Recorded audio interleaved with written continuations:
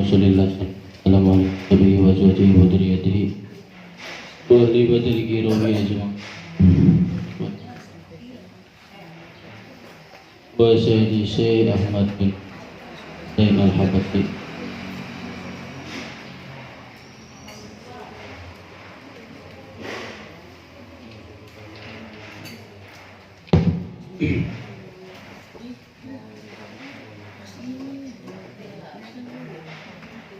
Al-Fatihah.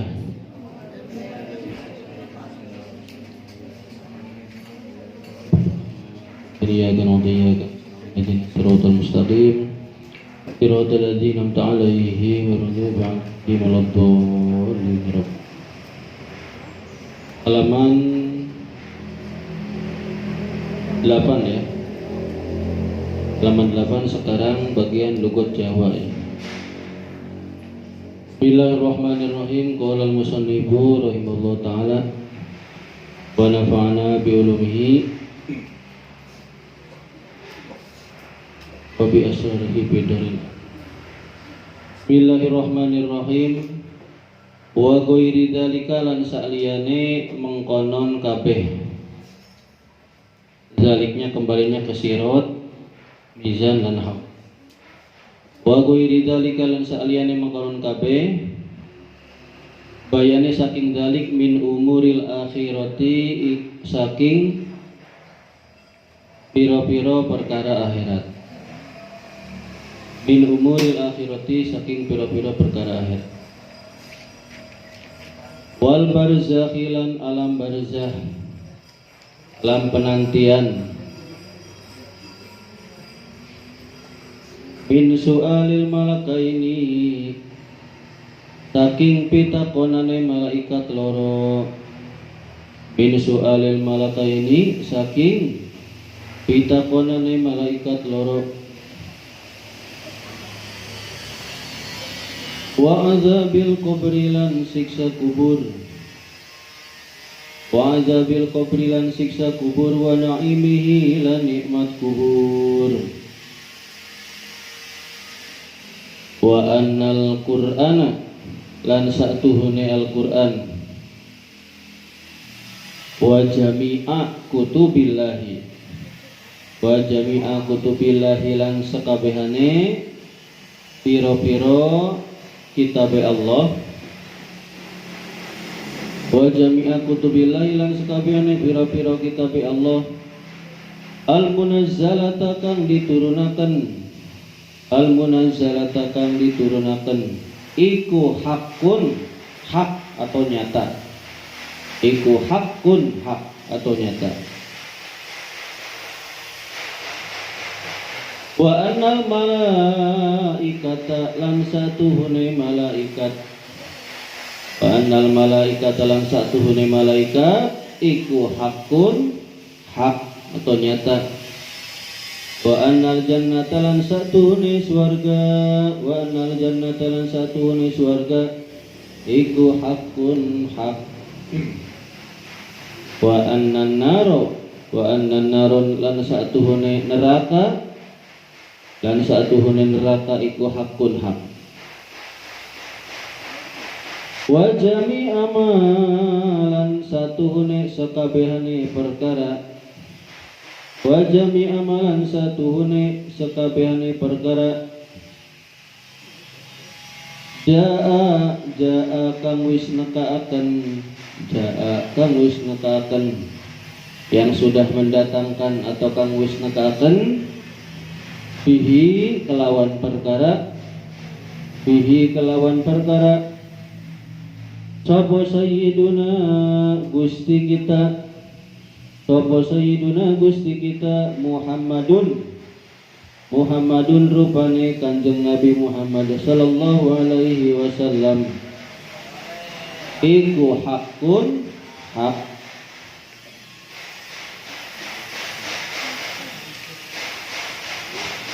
Furudul wudu'i ura utawi piro-piro pardune wudu. Furudul wudu'i utawi piro-piro pardune wudu iku sittatun ana 6. Furudul wudu'i utawi piro-piro fardune wudu iku sitatun anan 6. Al awalu utawi kang dingin iku an-niyatu niat. Al awalu utawi kang dingin iku an-niyatu niat. Asani utawi kaping loro iku ghuslul wajhi basuhi rai, membasuh muka, membasuhi rai. Wahadduhu lan utawi batase rai iku min manabiti sya'rir ra'si awit saking goncukule rambut endas.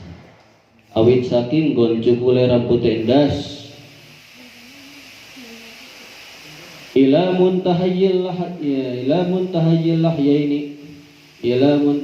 lahyaini tumeka maring gon katoge jenggot loro atau godeg loro lah.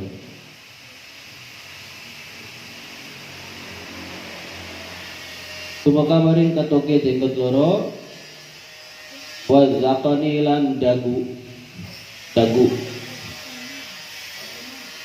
tulan ing dalam ukuran dawane atau panjangnya. Wa arodon lan ing dalam ukuran lebare minal uduni saking kuping siji ilal uduni tumeka maring kuping liyan. Minal uduni dari kuping yang satu ilal uduni sampai kepada kuping yang lain.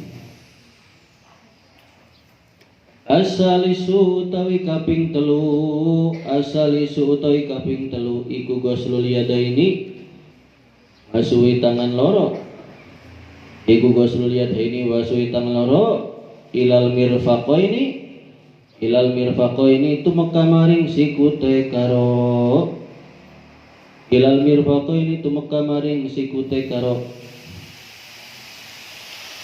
atau tumeka maring sikut loro sama saja. Ar-rabi'u utawi kaping fafat iku mashu syai'in musab sewiji-wiji min basyaratir ra'si bayane saking syai' min basyaratir ra'si saking kulit endas aw sya'rin atawa kulite rambut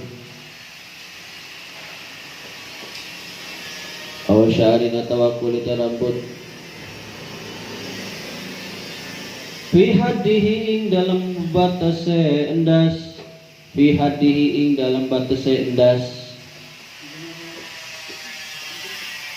Al khamisu utawi kaping 5 iku ghuslur rijlaini basuhe siki loro ma'al ka'baini tumeka maring sikute sekaro atau sartane budu sikut apa keongane karo ma'al ka'baini sertane keongane karo atau sertane keongane loro. Al-Ka'baini sertane keongane loro. Asadisu utai kaping 6 iku at-tartibu tartib berurutan. Tartib. Ala hadhil kaifiyati ingatase ikilah tata cara. Bapak sebelum menjelaskan yang kemarin, dengarkan ya. Ini masalah wudu dulu sebentar. Kan par wudu ada 6 ya. Pertama niat, basuh muka, terus basuh 2 tangan sampai sikut sampai sini ya. Awas benar wudunya. Terus mengusap sebagian apa tuh? Rambut atau kepala. Maksudnya kulit rambut sampai kena ke kulit rambut. Kulit kepala kena. Yang kelima, membasuh kedua kaki sampai mata kaki. Yang keenam, urut-urut. Ada yang bertanya, Pak, kalau lagi puasa gimana Pak itu kesunahannya digunakan enggak? Seperti kumur, istinsak ya. Kalau Bapak pribadi, Bapak enggak sekarang.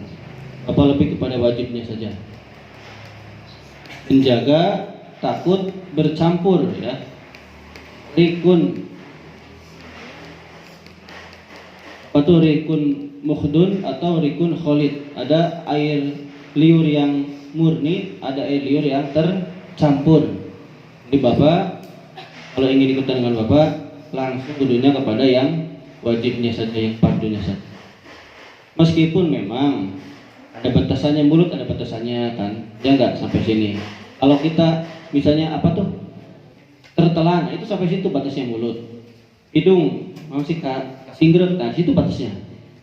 Bapak asal jangan sampai kesinggrek aja. Cuman Bapak lebih hati-hati ihtiyatnya ketika puasa, langsung kepada fardunya saja. Karena Bapak pernah membaca kitabnya lupa. Segala yang disunahkan ketika wudhu yang berhubungan dengan tujuh lubang itu dimakruhkan. Ada Bapak pernah baca, cuman lupa. Tapi kalau misalnya kalian ingin mengambil pendapat ustadz yang lain, mangga. Itu mah sunnah. Kalau sunnah ya harus ya dapat pahala, mangga. Kalau ikut Bapak juga boleh. Kembali ke sini ya. Kemarin sampai di mana? Kemarin Bapak menjelaskan sampai ke ini anak muda ya, anak muda. Selesai. Sekarang apa tuh? Halaman 6 baris paling atas, laisa kamisli syai'un ya. Tidak ada yang menyamai Allah sesuatu apapun. Yang menyamai, yang mendekati keserupaan dengan Allah tidak ada. Allah itu zat yang maha mendengar, maha melihat atas apa-apa yang didengar dan apa-apa yang dilihat. Allah menciptakan langit dan bumi. Bapak masih ingat ya? Bapak itu kalau sebelum ngaji di masyarakat itu 2 jam loh. 2 jam ngaji tafsir Quran ke Pak Kiai yang di online. Ini terus lagi enak-enaknya Bapak dengerin tuh ya. Pak Kiai itu bilang, ini tuh si anu tuh, perhatiin yang fokus ngaji tuh, yang fokus. Karena kalau sedang fokus itu limpahan rahmat Allah turun. Jadi Bapak tuh ya lagi enak-enak, waduh lagi dengerin dulu. Skip lewat, kita lah biarin dulu. Jadi Bapaknya ternyata artinya seperti ini ya.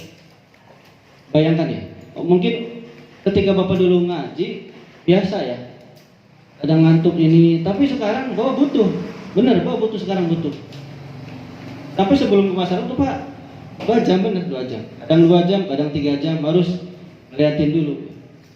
Sebenarnya nggak melihat juga bisa, paling mengartikan secara harfiah. Tapi Bapak butuh referensi yang tidak tertulis di sini. Karena banyak keterangan-keterangan yang tidak tertulis. Karena tidak semua yang ditulis itu oleh Syekh Nawawi ya, itu tercantum di sini. Gitu. Ya sama aja seperti kalian ngaji dengan Bapak. Pas pulang ditanya, tadi ngaji apa saja? Cok, bisa nggak menjelaskan sama seperti yang diomongin Bapak? Kan nggak mungkin, ya nggak? Nggak begitu. Hadis Rasul juga seperti itu. Kanjeng Nabi bicara, yang terdengar paling berapa persen?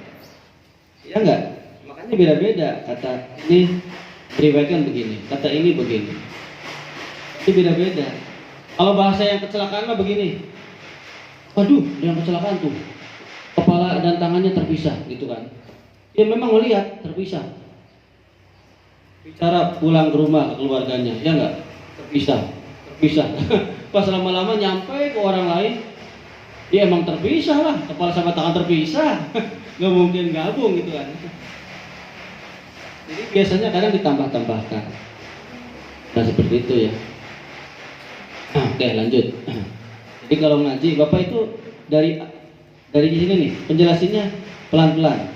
Khalaqas samawati wal arda sampai situ ya. Allah menjadikan langit dan bumi. Kenapa sih di sini hanya ditulis langit dan bumi? Padahal banyak sekali yang dijadikan oleh Allah. Ada ars, ya enggak? Ada surga, ada neraka, ada apa lagi kan banyak. Kenapa sih yang ditulis hanya langit dan bumi? Karena langit dan bumi ini adalah makhluk yang paling besar yang dilihat oleh orang yang melihat. Kita melihatnya bumi dan langit. Kalian kalau ada di luar galaksi Bima Sakti mungkin bukan matahari yang paling besar. Ada matahari yang lain. Kalian kalau lihatnya di planet Pluto mungkin bukan bumi yang paling besar, tapi planet Uranus. Bukan.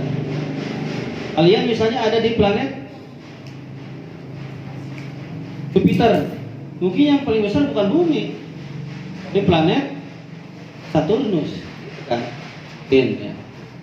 Ini kenapa langit dan bumi disebut? Karena memang kita hidup di planet bumi, yang terlihat itu ya langit yang besar, ya enggak? Bumi yang besar. Allah menciptakan kematian di dunia dan Allah menciptakan kehidupan di dunia dan di akhirat. Tuh, di dunia mah hanya mati doang, ya. Dan Allah menciptakan ketaatan. Maksud taat itu adalah memenuhi perintah syariat. Allah menciptakan kemaksiatan. Maksiat itu adalah menentang perintah syariat. Menciptakan kesehatan, sehat badan. Ini Bapak nih, alhamdulillah ya. Alhamdulillahnya tuh hari pertama lulus. Mungkin karena Bapak sombong. Bapak dulu sombong. Kadang menertawakan orang yang puasa.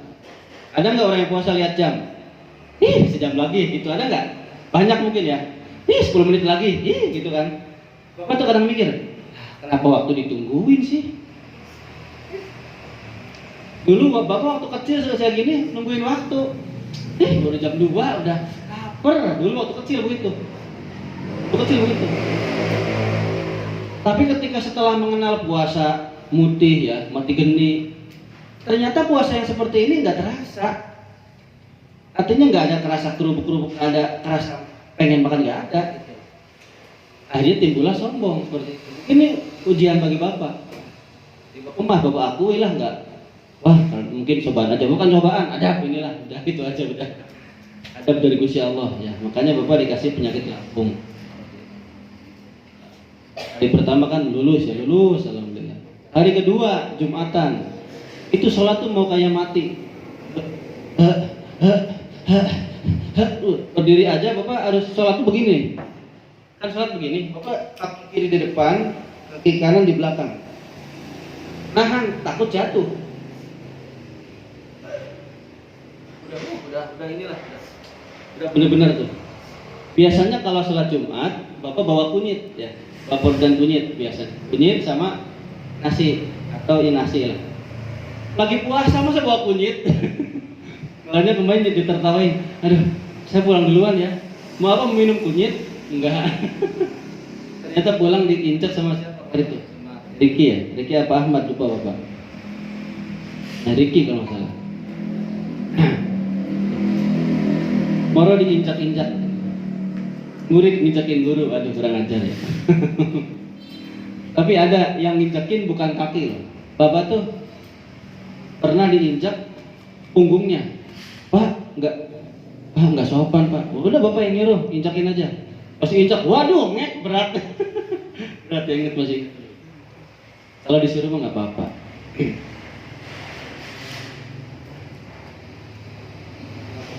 Pas nginjakin yang badannya kecil, Bapak push up, diangkat, hampir jatuh anaknya tuh. Dulu masih kuat, nggak tahu sekarang kuat enggak ya. Oke lanjut ya. Nah Allah menciptakan sehat itu, sehat badan ini adalah nikmat yang paling bawah, nikmat yang paling kecil tuh. Di sini adnan ni'ami adalah al-jism. Sehat badan itu nikmat yang paling bawah. Adapun nikmat yang paling besar adalah beragama Islam. Itu nikmat paling besar Islam. Coba kalian kalau bukan di agama Islam, Allah menciptakan sakit ya. Allah menciptakan jami'al kaun, semua perkara yang wujud dari alam ini selain Allah. Wa ma fihi, dan Allah menciptakan sifat-sifat dari perkara yang wujud ya. Allah menciptakan makhluk, manusia, jin, malaikat dan selainnya, dan Allah menciptakan pekerjaan-pekerjaan makhluk di dunia.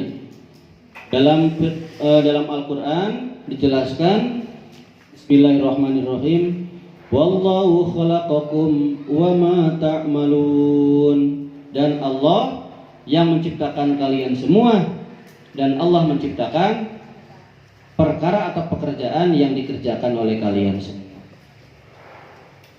Wa qaddara atau wahadda ya. Allah menentukan atau membatasi rezeki-rezeki kalian, makhluk maksudnya ya. Rezeki di sini adalah apa-apa yang bisa diambil manfaat dari pekerjaan makhluk, baik sedikit ataupun banyak. Allah juga membatasi atau menentukan ajal-ajal makhluk, umurnya batasannya sampai kapan, panjang atau pendek. Almarhum Mama Kiai Haji Azhari umurnya 100 tahun lebih.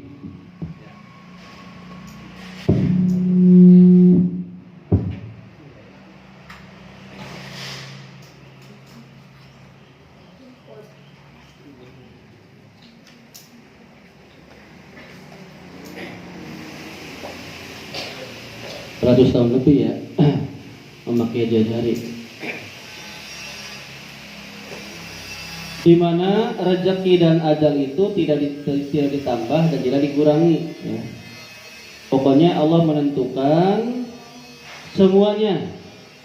Allah mencatat tentang patiknya seseorang atau kematian seseorang di bumi yang satu, di bumi ini nih, maka orang tersebut tidak akan meninggal di bumi yang disebutkan, yang selain disebutkan, seperti itu. Ada yang bertanya begini, Pak, ajal sama rezeki nggak bisa ditambah dikurang. Terus Pak, katanya ada hadis kalau misalnya kita sering silaturahim menambah apa tuh, menambah rezeki, iya nggak? Perpanjang umur, gitu kan? Iya nggak? Lakukan maksiat ini nanti umurnya berkurang gini-gini. Itu apa hubungannya, Pak? Oke, Bapak jawab nih ya. Misalnya kalian ke mall belanja. Belanja tuh kan ada yang harga normal, ya nggak? Ada yang diskon. Nah, yang diskon itu tuh ibaratnya yang diskon. Terus misalnya lagi belanja kalian nyenggol piring, gelas, terus pecah, terus dibayar kan? Nanti ujungnya baru dibayar. Yang dibayar apakah keseluruhan atau hanya satu saja? Kan semuanya dibayar, ya enggak? Jadi ibaratnya begini, meskipun ditonton nih kita ngaji nih, nambah kumpul-kumpul satu rami kan ya, nambah panjang umur dan nambah rezeki, ya bertambah memang. Tapi bertambahnya ini, baik rezeki ataupun umur, sudah ditetapkan oleh Allah di zaman ajal, sudah ada tulisannya bahwa nanti umur, misalnya umur Thomas akan meninggal umur 54 tahun misalnya, ini misalnya ya, rezekinya segini. Nah, rezeki segini itu sudah penambahan dari yang ngaji ini, itu loh, sudah pengurangan dari dosa ini, begitu, sudah tertulis gitu. Makanya untuk orang-orang yang sudah belajar tentang qadar Allah, ini khawatir nih terjebak ke dalam kaum qadariyah. Tapi nanti Bapak jelaskan ya. Karena orang yang terjebak nanti seperti ini. Waduh, kalau memang umur kita, nasib kita semuanya sudah ditentukan, buat apa kita beramal? Buat apa kita ngaji? Buat apa kita usaha? Orang udah ditentuin, udahlah, pasrah aja lah. Nantinya begitu. Itu bagi mereka yang terjebak oleh keadaan. Padahal nggak seperti itu ya. Takut kelamaan karena masih banyak ceritanya nih. Kemudian tidak ada makhluk yang baru. Pokoknya semua makhluk itu diatur ada tercatat, ada pada ketentuan Allah Subhanahu wa Ta'ala ya. Ada pada ketentuan Allah, pada qadarnya Allah, pada kehendaknya Allah. Sesuai dalam Al-Qur'an, Bismillahirrahmanirrahim, inna kulla syai'in khalaqnahu biqadar. Sesungguhnya segala sesuatu kami ciptakan sesuai dengan qadarnya. Di dalam hadis, kullu syai'in biqadar hatal ajza wal kaisar. Segala sesuatu itu sesuai dengan qadarnya, sesuai dengan ketentuannya ya, sampai lemah dan pintar ya. Artinya kelemahan kita, kepintaran kita itu udah ditentukan. Yang namanya qada ya, apa itu qada? Menurut Al-Asy'ariyah, kita kan akidahnya Abu Hasan Al-Asy'ari ya, adalah kehendaknya Allah pada zaman azali yang berkaitan dengan makhluk ya, dengan makhluk apa-apa yang nanti tidak terjadi setelah zaman azali. Artinya ketetapan Allah sebelum adanya waktu, sebelum adanya zaman, sebelum adanya masa, sebelum adanya tempat. Itu namanya ketetapan Allah, namanya qada ya. Sedangkan qadar perwujudan atau terjadinya qadanya Gusti Allah atas ketentuan-ketentuan yang dikhususkan ya, dan ketetapan-ketetapan yang ditentukan sesuai dengan datnya pekerjaannya. Simpelnya begini aja lah, kayak tadi Thomas di kodoknya ya, kodok Allahnya nih, ketetapan Allahnya, Thomas akan meninggal umur 63 tahun misalnya. Tahun. Sekarang misalnya Thomas umur 63 tahun misalnya. Misalnya nih. Terus mati. Nah, mati itu namanya qadar. Kodoknya tertulis Thomas akan meninggal 63 tahun. Pas umur 3 tahun Thomas ngek is dead ya. Mati, maka itu namanya qadar gitu. Tuh. Atau yang namanya qada itu ilmunya Allah pada zaman azali kepada makhluk ya, tentang makhluk. Apa yang berlaku oleh makhluk. Qadar itu adalah perwujudan qadanya Allah sesuai dengan makhluk yang bisa diterima oleh ilmu, sesuai dengan keilmuan. Artinya seperti ini.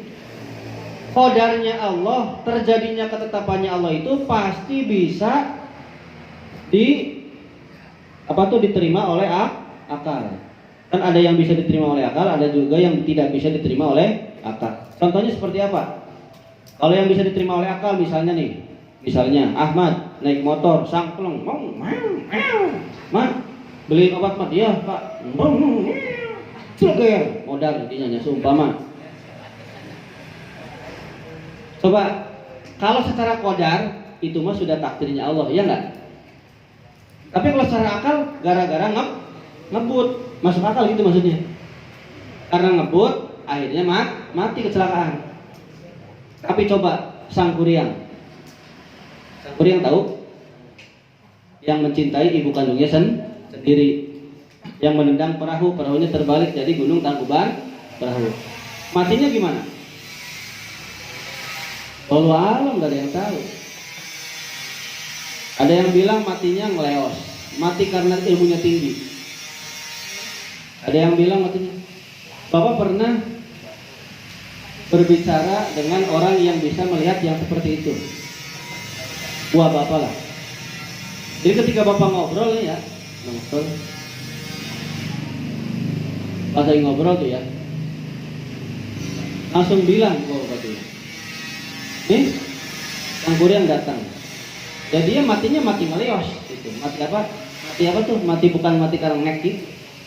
Bapak nggak tahu ya, Allah alam. Apa meninggalnya betul apa enggak, nggak tahu. Bapak kurang tahu. Artinya ada orang-orang yang memang meninggalnya tidak diketahui. Banyak nggak orang yang tiba-tiba menghilang gitu? Ada nggak kayak gitu? Ada kan? Seperti pesawat tiba-tiba hilang, ya nggak? Tabrakannya di mana nggak tahu, tenggelamnya di mana nggak tahu. Nah itu yang di luar nalar itu seperti itu. Dan Allah maha mengasihi kepada siapa saja yang Allah kasihi, yang Allah kehendak dari makhluknya. Di mana setiap nikmat yang diberikan oleh Allah itu adalah anugerah. Dan setiap siksaan yang diberikan oleh Allah itu adalah sebagai bentuk keadilannya Gusti Allah. Jadi kalau disiksa itu bukan berarti Allah itu jahat, bukan. Tapi sifat adil. Kalau adil ya harus disiksa ya. Allah tidak akan ditanya tentang apa-apa yang dikerjakan oleh Allah, tapi makhluklah yang akan ditanya apa yang telah mereka kerjakan. Apa-apa yang dikerjakan oleh Allah itu tidak akan diketahui ya, ghairu maklum. Dan apa-apa yang dikerjakan oleh Allah tidak akan bisa dijangkau oleh pengetahuan kita. Pokoknya Allah sedang apa ya nggak tahu gitu loh. Tentang keilmuan Allah sampai semana ya kita nggak tahu gitu. Tentang keadilan Allah gimana adilnya Allah ya kita nggak tahu. Sampai dulu kan Bapak pernah cerita dulu tentang si anak kecil tuh yang nemu uang ya. Uang harusnya yang dibunuh anak kecil malah dibunuh si yang orang buta ya dulu itu.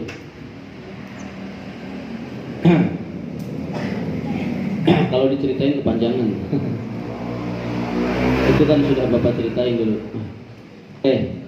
Jadi jangan sampai kalian ketika sekarang belajar tentang qadar jangan begini nih.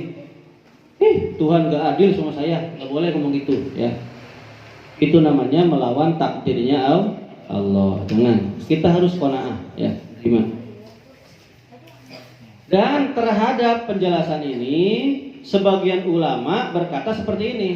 Kita itu wajib diam, sukut ya. Tentang bagaimana sifat Allah. Jadi kalau ada yang bertanya, bagaimana sih sifat Allah? Misalnya bagaimana sih sifatnya adanya Allah bagaimana? Ya nggak usah diam. Mengapa sih? Terus juga tentang perbuatan Allah. Mengapa sih Allah itu apa tuh ya? Mengapa sih Allah itu hanya memberi menurunkan kanjeng Nabi di terakhir dari tengah? Ya udah jangan dipikirin jangan ya. Mengapa sih Allah itu punya sifat qadim? Kenapa sih sifat qadimnya Allah seperti ini? Ya udah. Kata para ulama di sini bilang wajib sukut, wajib diam ya. Nah, ketahuilah sesungguhnya keimanan kita mengimani akan qadarnya Allah. Kan rukun iman itu kan yang terakhir qadar ya. Qadarnya Allah itu ada dua arah ya. Yang pertama beriman bahwasanya pengetahuan Allah itu telah terdahulu tentang apa-apa yang dilakukan oleh seorang hamba. Jadi Allah sudah tahu apa yang dilakukan oleh kita sampai nanti nih sampai masuk neraka surga, Allah sudah tahu ya. Baik melakukan jelek, buruk, Allah sudah tahu. Dan apa-apa yang dibalas kepada hamba tersebut, Allah sudah tahu. Itu yang pertama, ya. Itu yang harus kita imani. Dan juga Allah mencatat semuanya itu dan menghitungnya. Dan apa-apa pekerjaan hamba itu berlaku semua pada keilmuannya Allah dan sesuai dengan catatannya Allah. Nah itu adalah iman kepada qadarnya Allah yang pertama. Sedangkan yang kedua nih. Sesungguhnya Allah menciptakan pekerjaan makhluk. Nah sekarang pekerjaannya nih. Allah itu menciptakan pekerjaan makhluk, baik yang jelek ataupun yang buruk, baik kekafiran ataupun keimanan. Nah, bagian yang kedua ini diingkari oleh kaum Qadariyah. Di mana kaum Qadariyah mereka mah hanya berpendapat bahwasanya apa-apa yang dilakukan oleh manusia itu sesuai dengan perbuatan manusia bukan dari Allah. Contoh nih, Bapak mindahin ini, kita pindah dari sini ke sini. Ya itu mah Pak Romli yang mindahin, bukan Allah gitu. Kalau kita mah kan nggak begitu. Kita meyakini ini secara dohir para Romli yang memindahkan, secara hakiki Allah yang memindah, itu kan? Itu yang kita imani. Tuh ya. Faktanya nih. Nabila melihat Bapak oleh mata, kelihatan kan? Tapi hakikatnya Allah yang telah memberikan penglihatan kepada Nabila supaya bisa melihat kepada Bapak. Silakan, apa itu? Sama aja lah. Yang satu pendiam, yang satu tukang begini upacara. Oh, itu upacara kayak gimana? Bapak aneh, Bapak lagi di pembina nih. Bapak tadi pelototan karena Bapak melototinnya pakai kacamata nih. Ini anak ngapain? Sus. Ini anak. Bapak tuh pengen ngomong ke PMR belakang ya. Itu tolong kasih obat. Takutnya kumat. Cuman Bapak lagi jadi pembina. Harus mencontoh jadi pembina. Gatal pun gak digaruk. Coba. Sementara ini nih salah satu dari anggota upacara ada yang Bapak nggak tahu nih kenapa nih tiba-tiba begini. Terus punya. Baru terjadi di tahun 2023 ini. Apa lah ya. Lain kali jangan seperti itu. Lanjut, gimana tadi itu? Jadi kaum Qadariyah itu hanya berpikiran, mereka tidak meyakini bahwa pekerjaan makhluk itu adalah diciptakan oleh Allah. Kita jangan terjebak. Ya. Jadi kaum Qadariyah ini hanya meyakini yang pertama, bahwa Allah itu mengetahui semua, hanya mengetahui pertama doang. Tapi tidak meyakini tadi pekerjaan hamba. Tapi ya, illa ghalatuhum, kecuali bagi mereka yang benar-benar tidak meyakini semuanya. Ini paling bahaya lagi nih. Jangan sampai kita tidak meyakini bahwa Allah nggak tahu, Allah juga tidak menciptakan pekerjaan hamba. Jangan sampai ya. Lanjut. Itu yang sudah dijelaskan oleh Ibnu Hajar di dalam syarah kitab Arba'in Nawawi yang diaji oleh kalian sama Pak Ustadz Mastur ya. Wa annahu ta'ala hayyun. Gusti Allah Subhanahu wa taala adalah zat yang maha hidup. Maksudnya mempunyai kehidupan. Fa'alun, Allah itu maha berbuat. Coba punten. Bedanya benda mati dengan benda hidup apa bedanya? Kalau benda mati kan diam, iya nggak? Kalau benda hidup bergerak. Patung itu hidup atau mati? Patung. Benda mati kan? Iya nggak? Makanya kenapa? Motor yang lewat nih, belum pinggir jalan. Jadi kenapa sih? Mohon maaf ya. Bagi kita kan mungkin kan aneh, kok yang disembah patung? Sementara patung tidak bisa memberikan kepada manusia, bagi mereka lah ya yang bukan Islam. Sementara patung tidak bisa memberikan kepada manusia apa-apa. Jangan kepada manusia, kepada dirinya sendiri patung nggak bisa apa-apa, ya nggak? Misal nih, kalian bawa patung nih, sesembahan orang kafir misalnya ya. Ada patung inilah misalnya tuh, patungnya nih. Ini patung ini oleh kalian dihancurkan, hancur nggak? Hancur. Apakah? Ya hancur, nggak bisa ngapain, ya nggak? Nah Allah mah enggak. Fa'alun, artinya ya bekerja, berbuat gitu loh. Terus darokun itu bahasanya memiliki kewarasan yang maksimal. Ada nggak orang yang hidup yang biasa tapi contoh seperti orang yang pingsan? Ada nggak orang yang gila? Orang gila kan tuh, orang gila kan nggak waras, ya nggak? Ada juga orang yang tidur tapi sambil duduk, ada kan ya? Ada. Terus juga pingsan, berdiri itu. Jadi Allah itu memiliki kesadaran yang sempurna. Roh itu kesadaran yang sempurna. Terus wakila, ada juga yang mengatakan hayyun, maha hidup itu adalah bakin. Allah itu tetap tidak hilang, tidak mati, tidak rusak sejak zaman ajali sampai selamanya. Itu ya. Kemudian Allah itu dat yang alim, maha mengetahui semua yang diketahui oleh Allah, semuanya. Pengetahuan Allah meliputi apa-apa yang berlaku ya di dasar bumi sampai langit yang paling atas. Tidak ada yang luput dari pengetahuan Allah, meskipun sebiji sekecil apapun gitu aja, biji sawi itu di bumi dan di langit. Bahkan Allah mengetahui semut yang paling kecil, semutnya hitam kecil, ada di padang pasir dalam keadaan malam yang sangat gelap, di batu yang hitam. Coba di batu hitam di padang pasir, malam gelap, bulan, bintang, koek pisan. Nah, Allah mah apal ya. Muridun, Allah dat yang maha menghendaki bagi semua makhluk. Allah mengatur semua makhluk, semua yang ada di langit dan bumi, baik sedikit, banyak, besar, kecil, baik, buruk, manfaat, bahaya, untung, rugi, tambah, kurang, kafir, iman, semuanya itu ada pada ketetapannya Allah, qadarnya Allah, hukumnya Allah, kehendaknya Allah.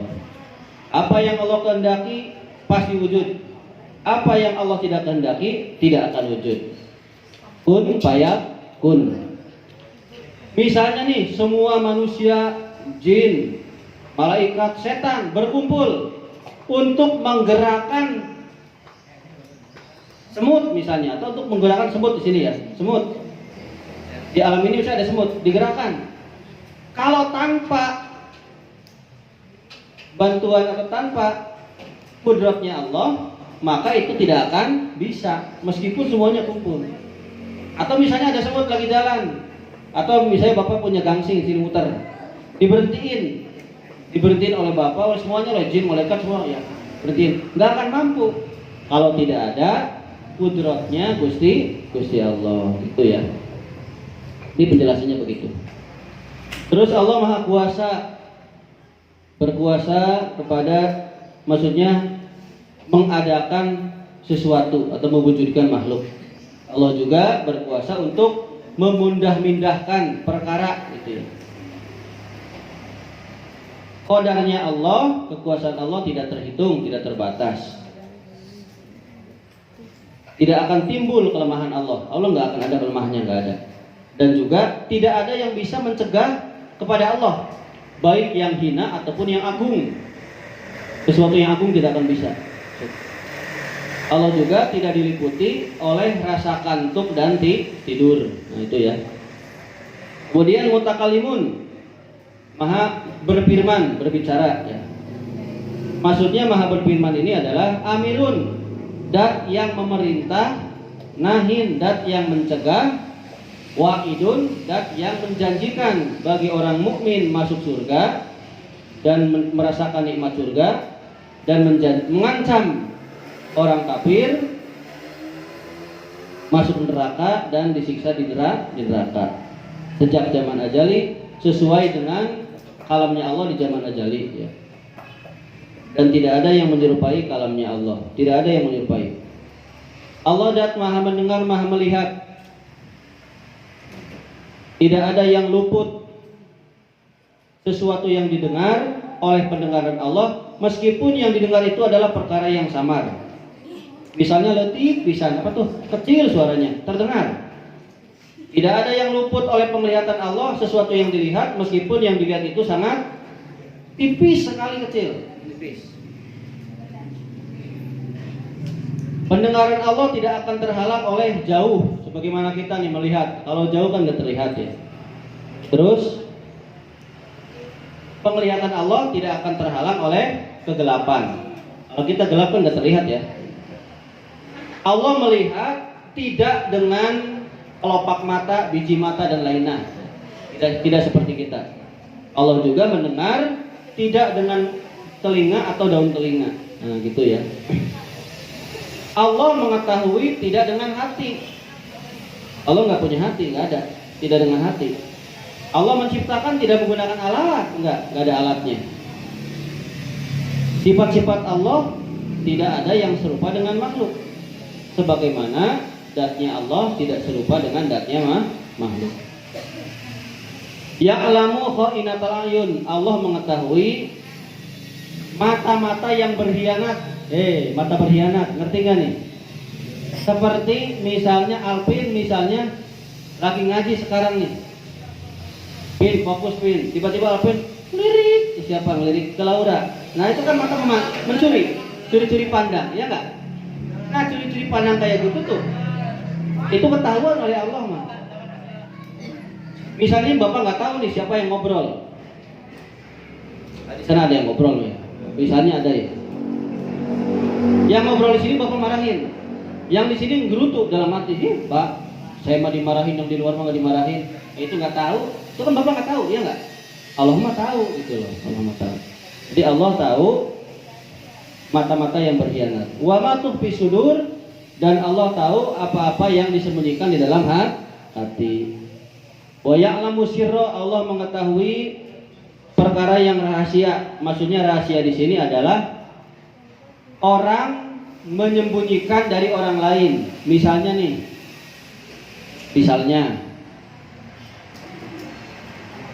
ada yang naruh tembelek ayam di kursinya Nabila, misalnya Nabila mana aja lah, kena pantatnya. Siapa sih ini? Ini ternyata itu tuh dikhususkan untuk Laura misalnya tuh. Ternyata yang kena Nabila, kan ngerasa nggak enak. Ternyata yang naruhnya itu adalah sahabatnya Nabila, padahal pengennya ke siapa? Ke Laura. Karena nggak enak dia sembunyikan terus. Nah Allah mah tahu rahasia dari orang ini ke orang lain, yang ditutupi pada orang lain. Allah tahu. Contohnya gitu ya. Wa akhfa, dan Allah mengetahui perkara yang lebih samar. Maksudnya adalah sesuatu yang belum diucapkan oleh hati. Misalnya kita mau ngomong apa dalam hati nih, Bapak mau ngomong nih selanjutnya, Allah udah tahu gitu. Dan apa-apa yang dikerentekkan dalam hati. Nah, sampai sini nih, di sini nih poin pentingnya nih. Sampai timbul thariqah. Di sini penting nih. Wa innama yusra'u adz-dzikru wa du'a'u. Maka zikir dan doa itu disyariatkan, dianjurkan. Wal jahru fihima, zikir dan doa harus dijaharkan.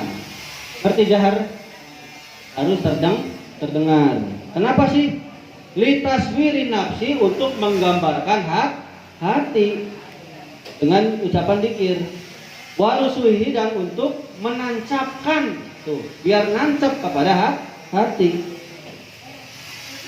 Dan supaya hatinya sibuk ya dari selain zikir.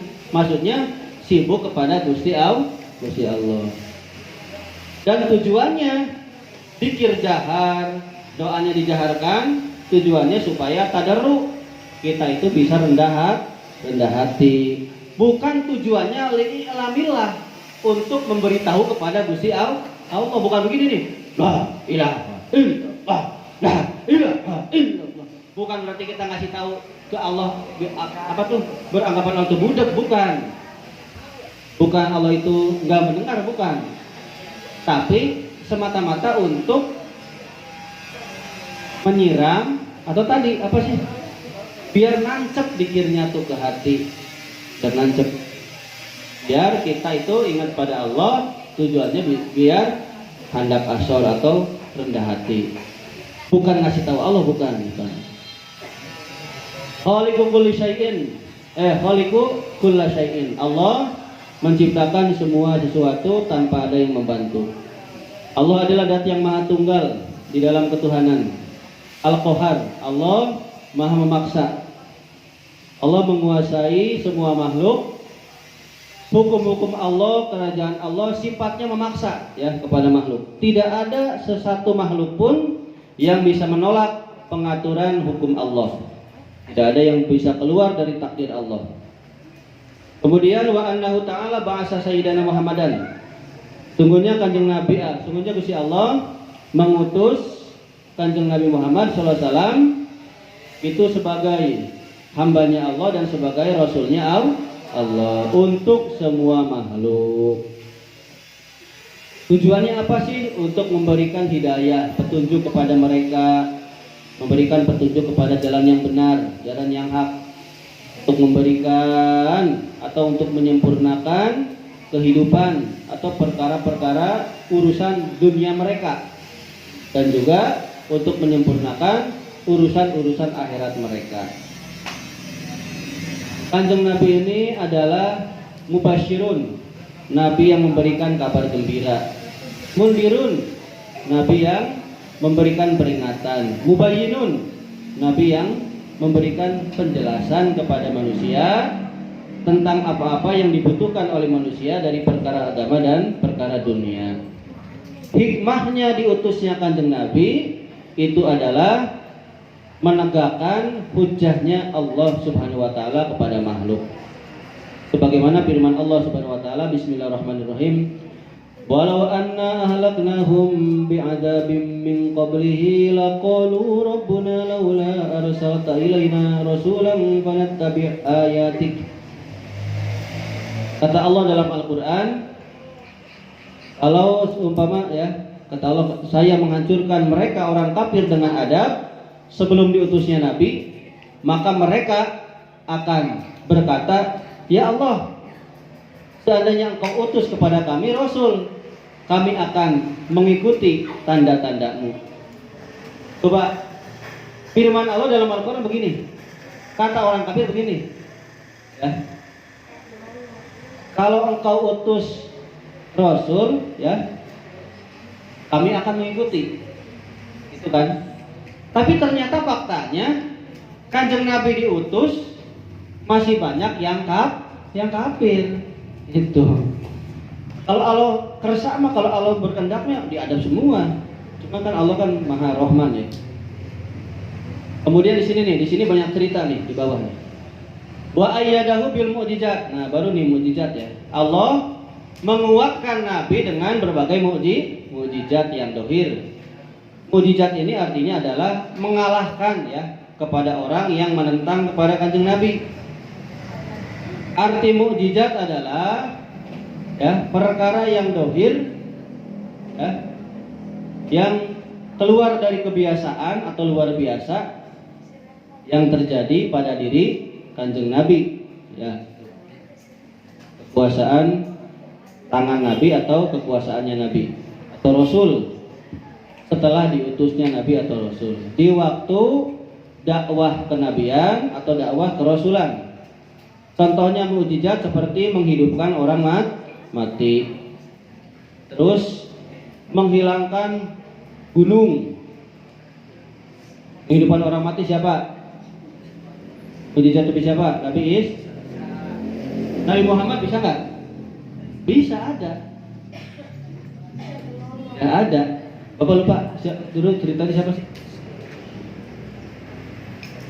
Tapi nggak langsung seperti Nabi Isa, enggak. Karena kalau langsung nanti dikhawatirkan Quran ini adalah redaksinya Kanjeng Nabi. Makanya kan beda.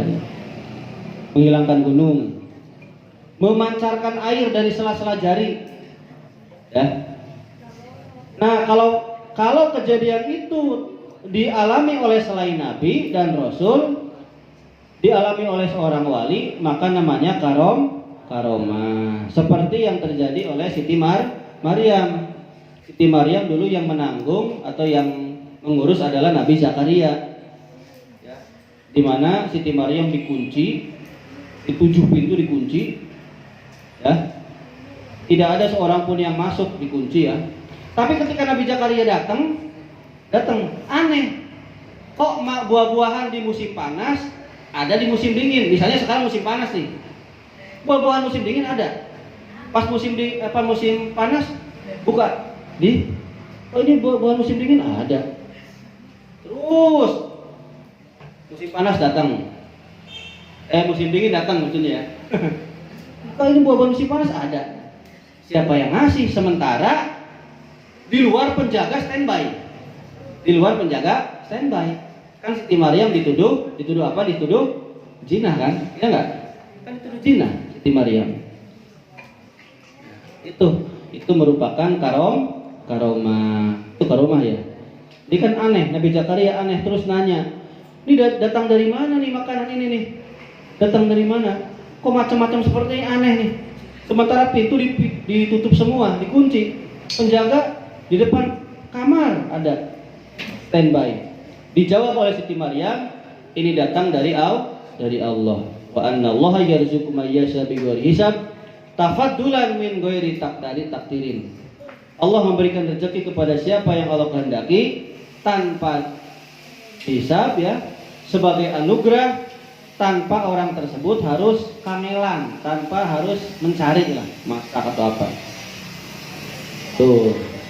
Terus juga karomah juga terjadi pada putrinya Kanjeng Nabi, namanya Siti Fatimah.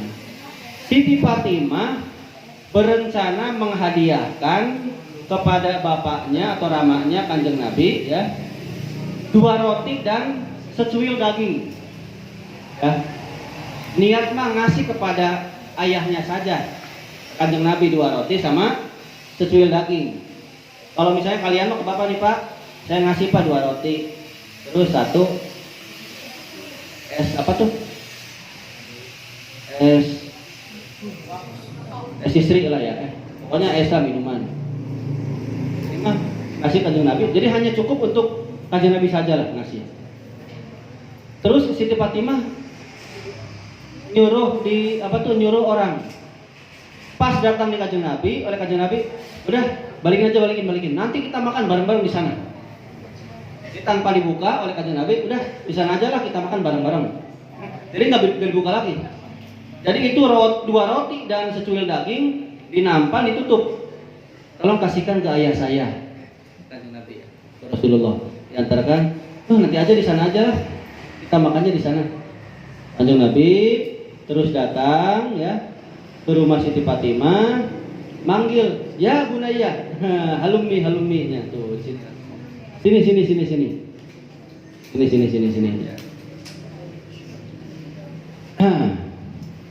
Kanjeng Nabi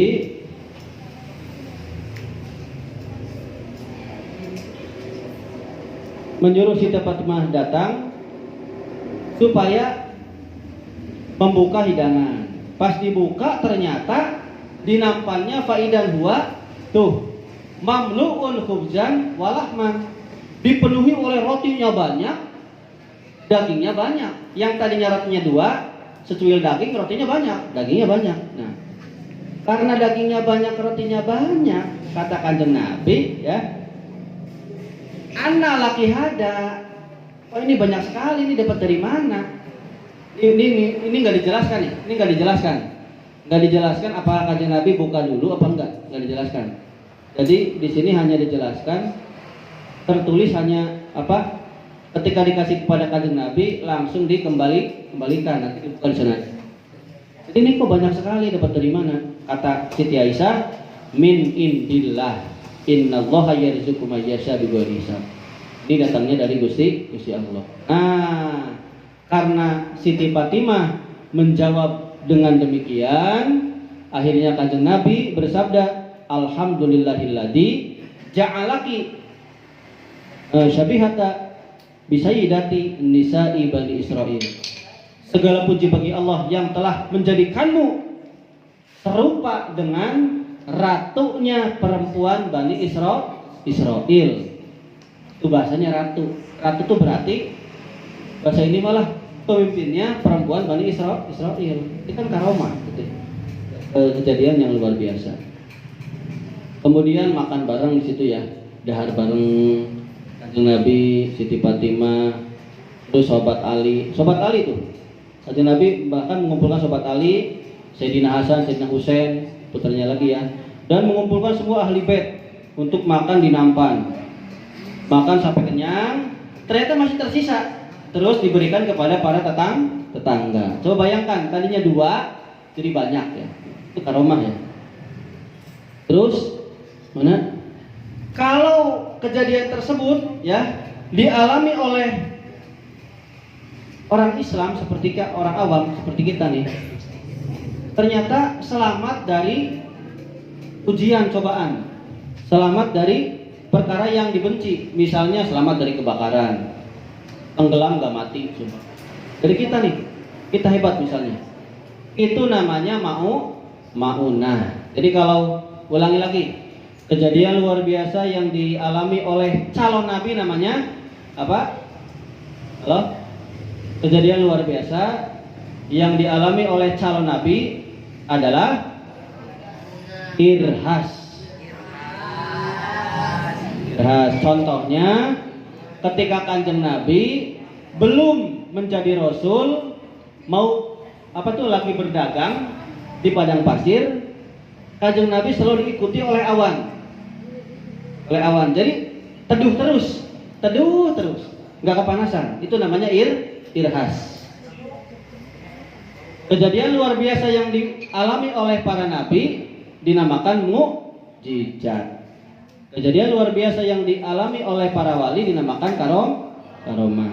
Kejadian luar biasa yang dialami oleh orang awam dari umat Islam, umat Muslim dinamakan maunah.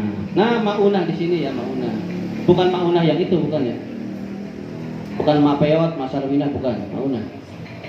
Meskipun oleh orang fasik.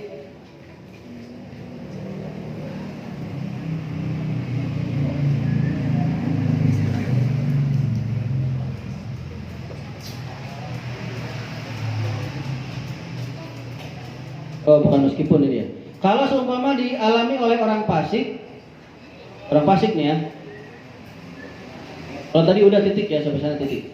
Kalau kejadian luar biasa dialami oleh orang fasik, terus itu adalah untuk memenuhi kehendak kefasikannya.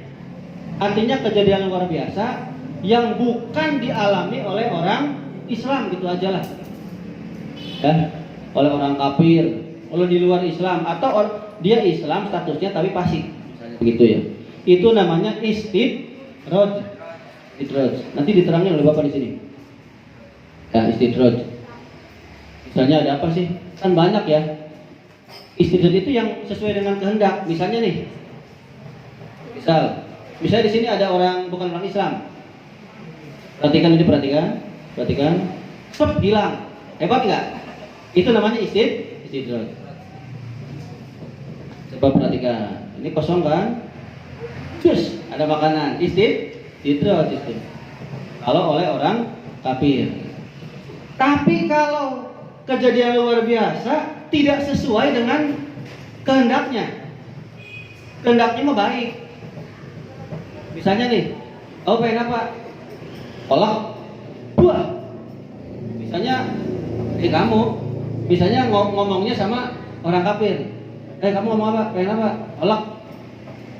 Just yang timbul tai kebo.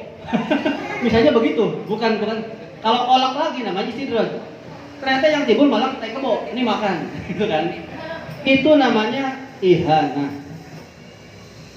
Jadi kalau sesuatu yang luar biasa yang dialami oleh bukan orang Islam atau oleh orang-orang kafir, tapi tidak sesuai kehendaknya, namanya ihanah. Ihanah itu artinya menghinakan. Seperti yang dialami oleh Musailamah. Udah pernah dengar belum Musailamah? Udah, siapa Musailamah? Ayo, siapa nak Musailamah? Ayo. Ayo. Siapa Musailamah? Ada yang Musailamah, ada yang bilang Musailimah. Kalau Musailamah berarti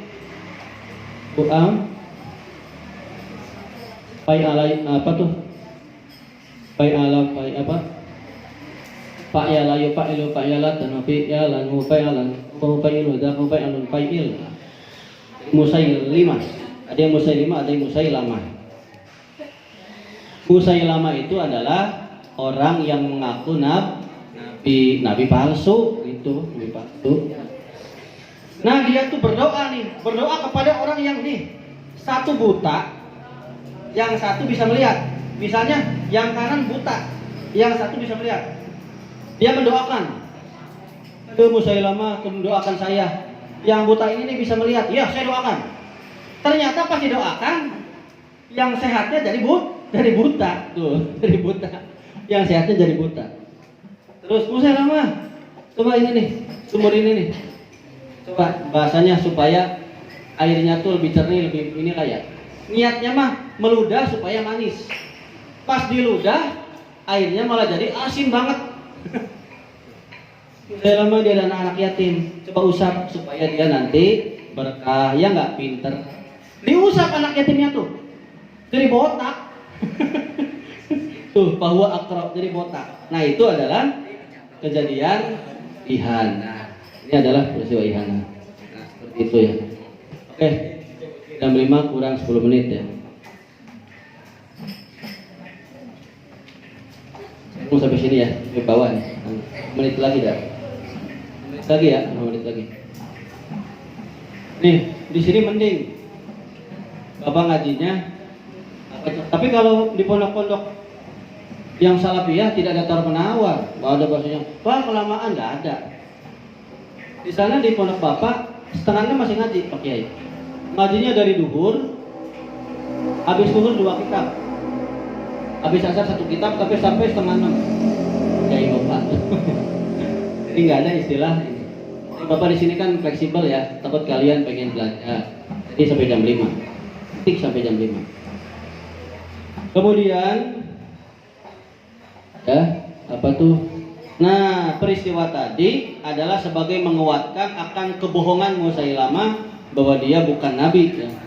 Ini dijelaskan oleh Syekh Al-Laqani di dalam kitab Umdatul Murid.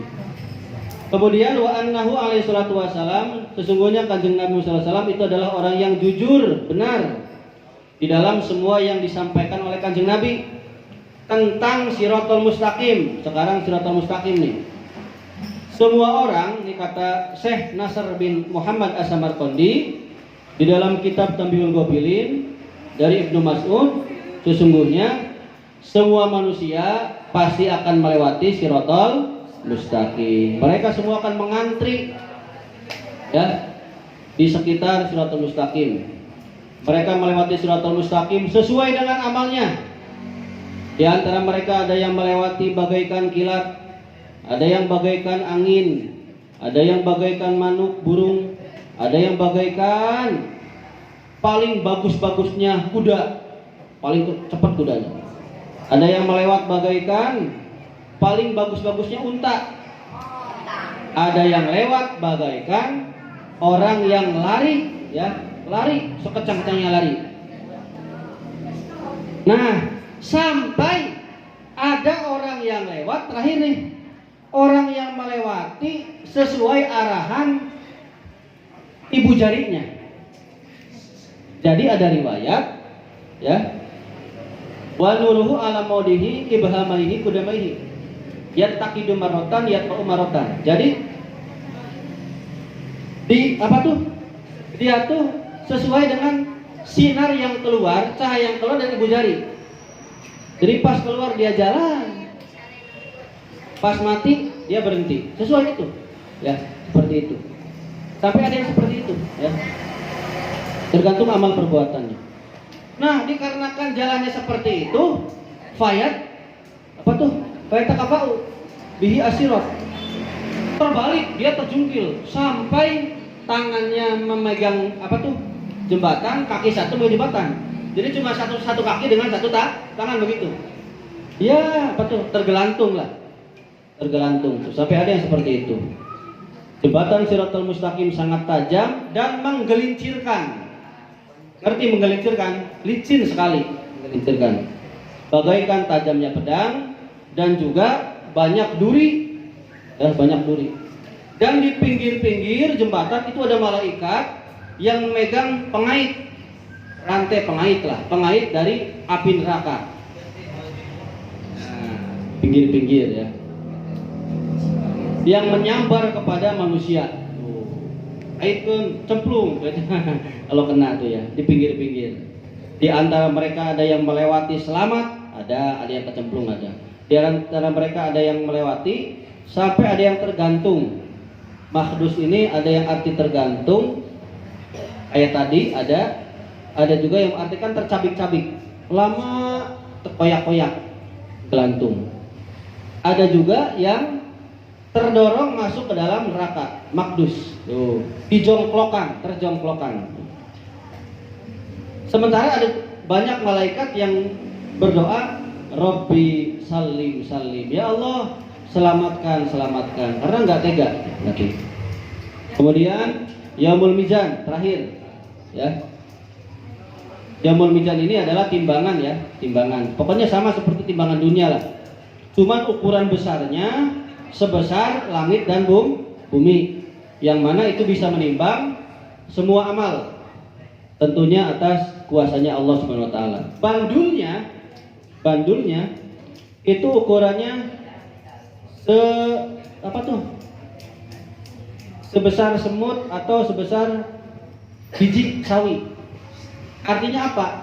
Artinya sekecil apapun amal buruk, sekecil apapun amal baik pasti akan tertimbang karena saking adilnya, supaya adil.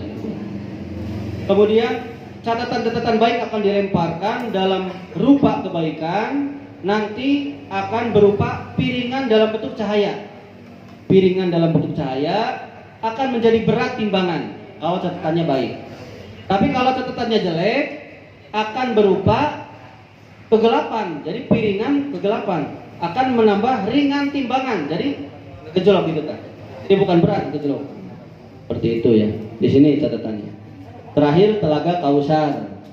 Telaga Kausar, telaganya Kanjeng Nabi. Orang mukmin akan minum sebelum masuk ke dalam surga dan setelah lewat Siratal Mustaqim. Barang siapa yang minum satu tegukan tidak akan merasakan haus selamanya. Lebarnya telaga kalau berjalan itu 1 bulan, ya, jangkau 1 bulan. Airnya lebih putih daripada cucuk, lebih manis daripada madu. Di sekitar telaga banyak kendi, ngerti kendi ya? Yang jumlahnya sebanyak jumlah yang bintang yang ada di langit. Kemudian ada juga talang air yang ngocor langsung dari Telaga Kausar. Wallahu a'lam bishawab. Al-Fatihah. Bismillahirrahmanirrahim. Bismillahirrahmanirrahim. Ya Rabbi, ya kana jaina suratul mustaqim. Ya Rabbana ya Karam ya wahiban kullani Ada abi nimabu min adli zakam yatabu ummi kaza anoim minha man misluha fi fadliha Barikuma ya Rabbana wa fadhuma dauman lana ya Rabbana amin amin amin ya Rabbal alamin. Amin amin ya Rabbana amin ya Rabbal alamin. Sebentar, Bapak ingat besok kan sekolah. Ya enggak? Pastikan sekolah dari pagi ya. Pagi kan apa?